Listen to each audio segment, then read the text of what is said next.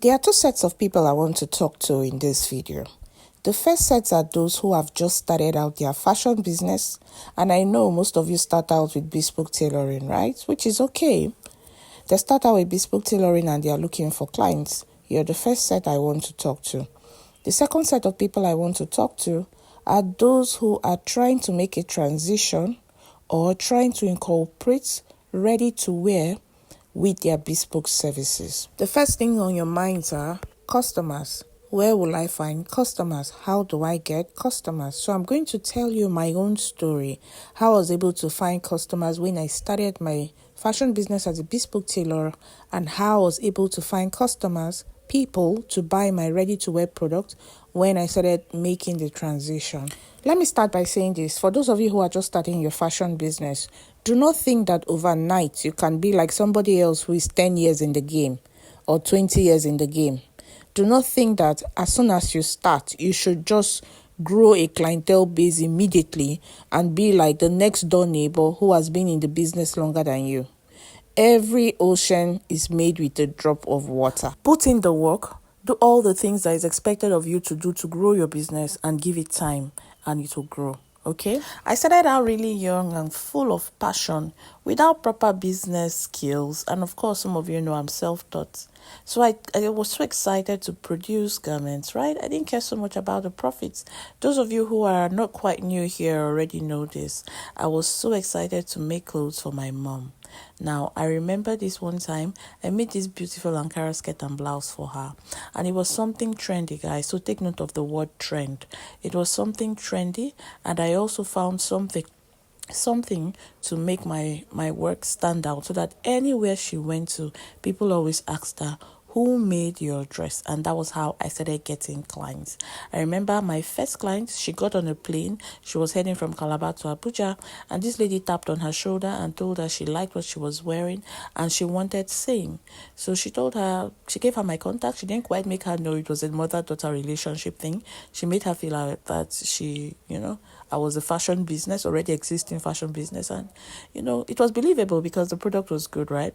And this woman said she wanted to make a number of outfits like this so that anytime she's going on international trips, she can wear African wears, the Ankara outfits, and look really good. And in no time, I was fully booked. I don't recall sitting down and waiting for clients, and I see some tailors sleeping during working hours.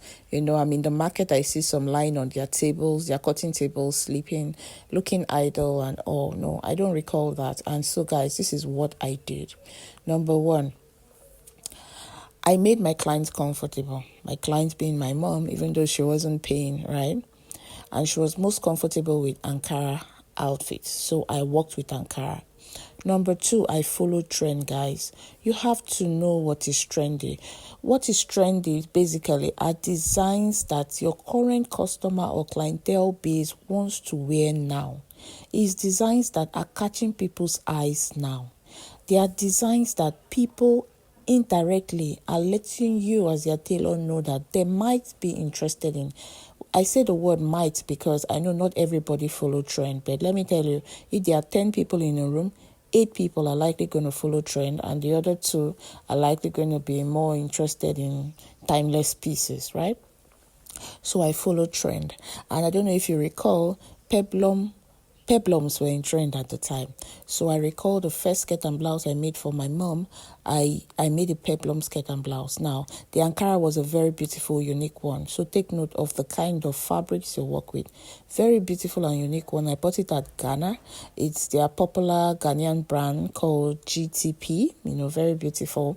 But it doesn't have to be from Ghana. There are lots of beautiful prints here in Nigeria, okay? So I bought beautiful Ankara fabric. I came up with a design that was in trend, and I produced a nicely fitted skirt and blouse for her. So my fit was right. Let's not talk about finishing here, because I know that so many of you would say, yeah, well, the clients don't quite see the finishing, of the garment. But guys, the way you iron is part of finishing. And if you as a tailor or fashion designer is not aware that for your clothes to look professional, for your clothes to look neatly finished, you must iron very well, then you really have to go back and learn tailoring, okay? So my finishing was great in terms of ironing, what the eyes can see on the body of my clients, right? So take note of these things. I just told you quality fabric. I just told you, making my clients comfortable with working with the kind of fabric she was comfortable with so that she can be confident when she wears this outfit. And then number two, I came up with a design that was in trend and in demand. Great. So I produced a nice fitted outfit for my mom. Now, I went extra. It is that extra that would make people not be able to resist asking who made your dress. And by going the extra mile, I stoned the dress to stupor.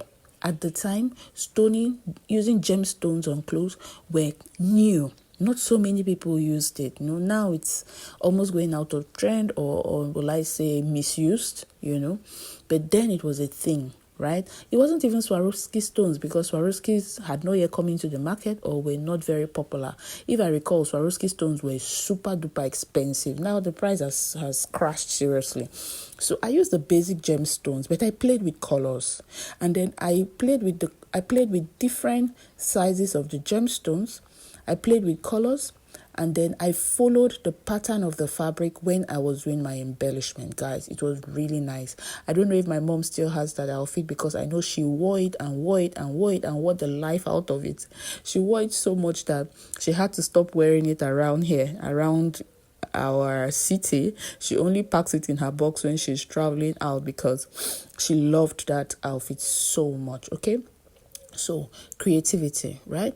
Besides following trend, you have to add your own touch, right? Because now I just said I worked with stones. It's easy for someone to think, oh yeah, well, okay, I'll just go stone an outfit. No, I played with different sizes of the gemstones. I played with colors, not a color splash. I think I worked with 2 or 3 colors, and I also played with the pattern. I married my embellishment with the pattern of the fabric, right? So you see, I added extra. It wasn't just the basic Ankara skirt and blouse, I added that extra touch. Be it daytime or nighttime, if your eyes catch my mom wearing that Ankara skirt and blouse, you will ask her who made this. So when you're starting out, put in your all, right? Put in your all. You're trying to build a clientele base, right? I'm not saying don't care about profits. I'm not saying don't put the right price on your product, but I want you to be conscious of the fact that everybody, not just clients, everybody who wears your garment is a free billboard, is a walking billboard, okay? And as they are walking around wearing that outfit and people see it looking beautiful on them, they are going to ask, right? They are going to ask, who made this garment? And you're going to be fully booked by just referrals without necessarily spending money on marketing, on advertisements, okay? So yes, that's the story on how I got fully booked when I just started out my fashion business as a bespoke tailor. Now, let me talk to those who want to go into ready-to-wear, who want to make a transition or combine ready-to-wear with their bespoke services. This is how I did it. Before I go into that, are you aware that I have a highly, hugely discounted class? A class that will teach you how to start your ready-to-wear, how to come up with designs, and how to sell, and make money from your ready-to-wear business? Well, that class is called the Ready-to-Wear with Ease. I have a link in the description box or pinned in the comment section. Click on it and go and get all the details about the class. It's greatly discounted for the first 10 people. So if you're smart, you would make sure you're among the first 10. Click on the link and go and join the class. The mistake some of you make when you want to make the transition is that you totally shut down on your bespoke clients and think that it's okay to start from the bottom or start afresh all over again just because you're entering into a new niche. No, that's not wise. Don't completely shut down your bespoke clients. Make the transition gradually.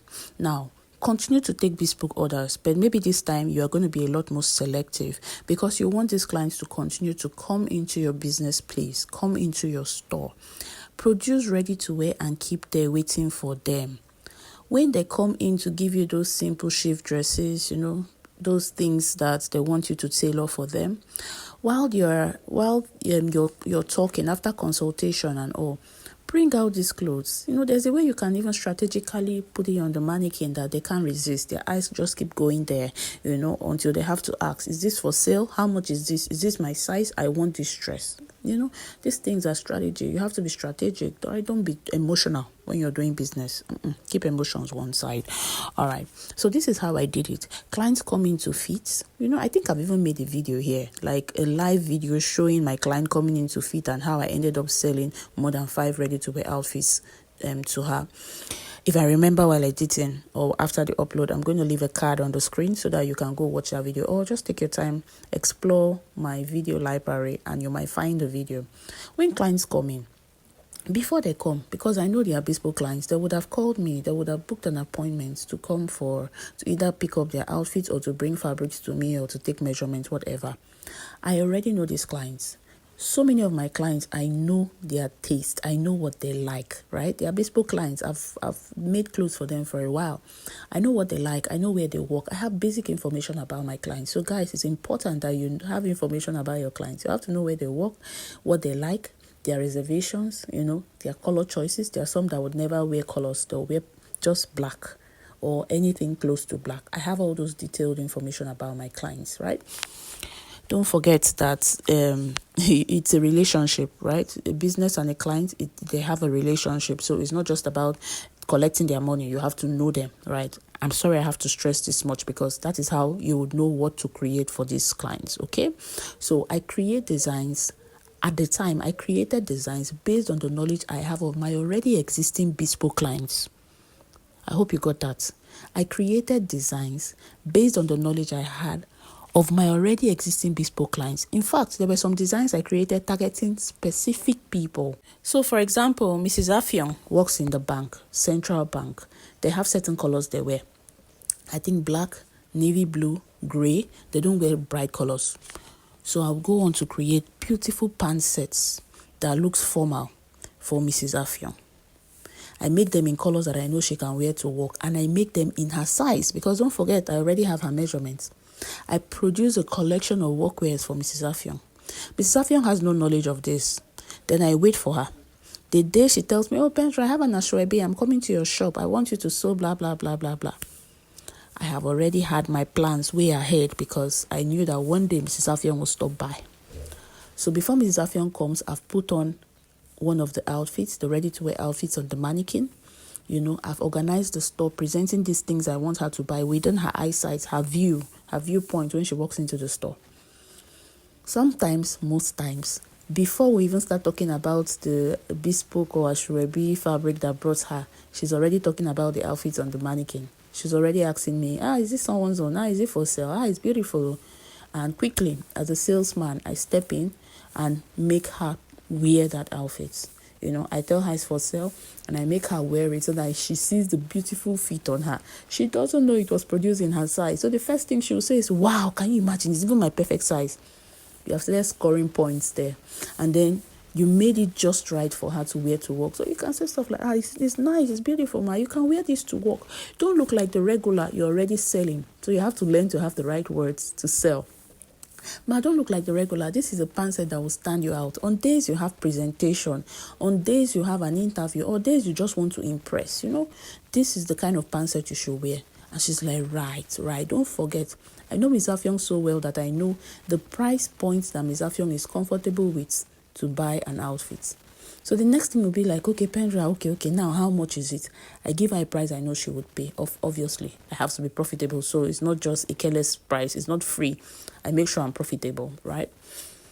And then Ms. Affion gets on to say, okay, I would like to take it. I say, I have more. I bring out more, show her. And before you know it, Ms. Affion who came to sew an ashwebi dress of, say, 50,000 naira will end up leaving your shop buying ready-to-wear outfits of 200,000 naira.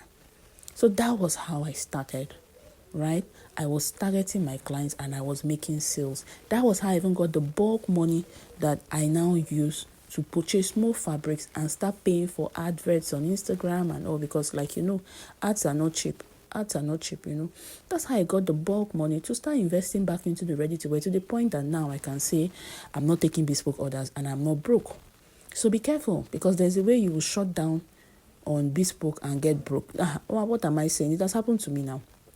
After I put to bed, I was tired of the stress of bespoke, and I just thought, okay, as the new year is starting, I'm going to completely shut down on bespoke and do only ready to wear.